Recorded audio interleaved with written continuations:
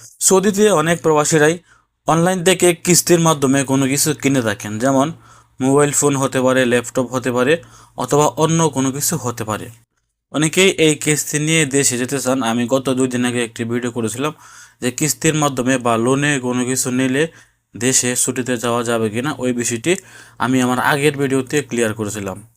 আপনাদেরকে দেখানোর স্বার্থে বা আপনাদেরকে জানানোর স্বার্থে আমি অনলাইন বা নুন থেকে আমি একটি জিনিস কিনেছিলাম কিস্তির মাধ্যমে।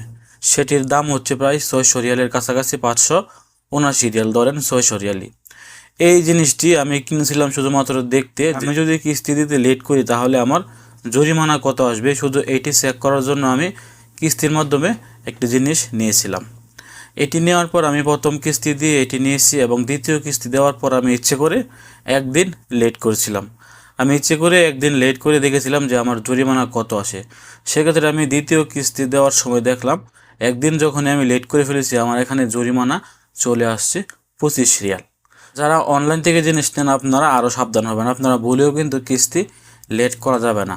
আমরা জানি নুন থেকে এবি ইনভেস্টমেন্ট অ্যাপ্লিকেশনটি ব্যবহার করে কিন্তু আমরা 4টি কিস্তির মাধ্যমে নুন থেকে অথবা অ্যামাজন থেকে অথবা যে কোনো অনলাইন থেকে যে কোনো কিছু নিতে পারি। সেক্ষেত্রে অনেকেই আছেন কিস্তির মাধ্যমে কোনো কিছু নিয়ে থাকেন। তো কিস্তির মাধ্যমে নিলে আপনারা সবসময় চেষ্টা করবেন যে আপনার কিস্তির তারিখ আসার আগে আপনার কিস্তিটি পরিশোধ করে দেওয়ার জন্য। যদি আপনি লেট করেন তাহলে কিন্তু আপনার বড় ধরনের জরিমানা চলে আসবে। হিসাব করে দেখেন, যদি একদিন লেট হওয়ার কারণে 25 রিয়াল জরিমানা চলে আসছে, তাহলে যারা এই কিস্তি নিয়ে দেশে চলে যান, দেশ থেকে 2-3 মাস পরে এসে আবার আপনার এই কিস্তিটি পরিশোধ করতে চান, তাহলে একবার চিন্তা করে দেখেন যে আপনার জরিমানাটি কত চলে আসতে পারে। এই জন্য আমি আপনাদেরকে বলবো, যারা কিস্তির মাধ্যমে কোনো কিছু নিতে চান অবশ্যই আপনারা আপনার কিস্তিটি পরিশোধ করে দেশে যাবেন। আর যাদের দেশে যাওয়া অতি জরুরি, আপনারা আপনাদের অ্যাকাউন্টে টাকা রেখে যাবেন আপনার কিস্তির সমপরিমাণ।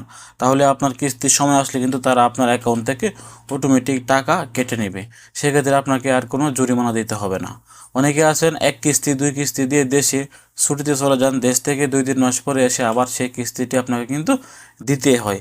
সেক্ষেত্রে এই কিস্তির সাথে কিন্তু আপনার বড় ধরনের একটি জরিমানা চলে আসছে।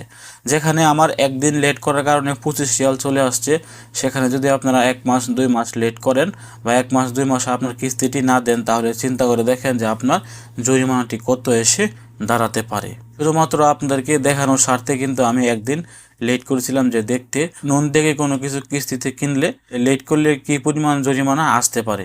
অনেকেই বলে 10 রিয়াল, অনেকেই বলে 15 রিয়াল। আমি চেক করার জন্য কিন্তু আমি একদিন লেট করেছিলাম, শুধুমাত্র দেখার জন্য যে জরিমানা কত আসছে। একদিন লেট করার কারণে কিন্তু আমার 25 রিয়াল জরিমানা চলে আসছে। সেক্ষেত্রে অবশ্যই আপনারা আরও চিন্তা করবেন যে নুন থেকে অথবা অ্যামাজন থেকে অথবা যে কোনো অনলাইন থেকে কোনো কিছু পারচেস করলে সময় মতো কিস্তি দিয়ে দেওয়ার চেষ্টা করবেন। ভালো থাকুন, সুস্থ থাকুন। ভিডিওটি গুরুত্বপূর্ণ মনে হলে অবশ্যই ভিডিওটি শেয়ার করে আপনার আশেপাশে থাকা সকল সৌদি প্রবাসীদেরকে জানিয়ে দেওয়ার চেষ্টা করবেন। আসসালামু আলাইকুম।